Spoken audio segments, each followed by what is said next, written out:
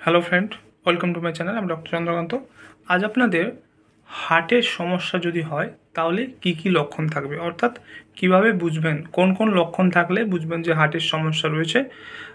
তারপরে বাকি টেস্ট কিংবা কার্ডিওলজিস্টকে দেখাবেন। তো মেন সিমটমগুলো কি কি, অর্থাৎ হার্টের সমস্যা হলে কি কি লক্ষণ, আজকে সে বিষয়ে আলোচনা করবো। চ্যানেল নতুন, চ্যানেল সাবস্ক্রাইব করবেন। চলুন শুরু করে যাও। হার্টের সমস্যা হলে বুকে ব্যথা বা অস্বস্তি লাগবে। এই ব্যথা তীব্র বা চাপ ধরার মতো হতে পারে।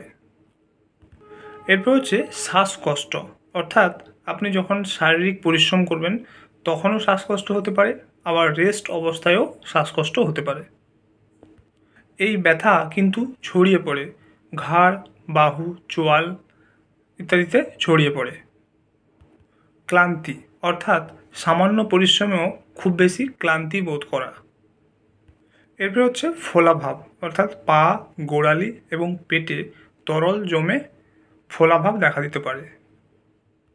এছাড়াও হার্টের সমস্যা হলে বমি বমি ভাব বা বমি হতে পারে।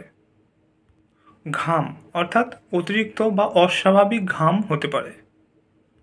এরপর হচ্ছে অনিয়মিত হৃদস্পন্দন, অর্থাৎ দ্রুত হতে পারে কিংবা ধড়ফড় করা মতো হতে পারে।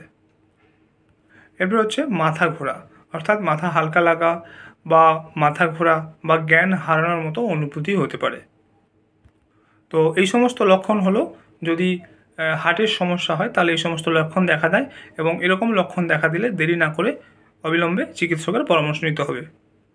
তো আজকে জানলেন যে হার্টের সমস্যা হলে কি কি লক্ষণ হয়, সেটা আজকে জানলেন। আজকের ভিডিও এই পর্যন্ত। চ্যানেল নতুন, চ্যানেল সাবস্ক্রাইব করবেন, লাইক করবেন। Thank you for watching.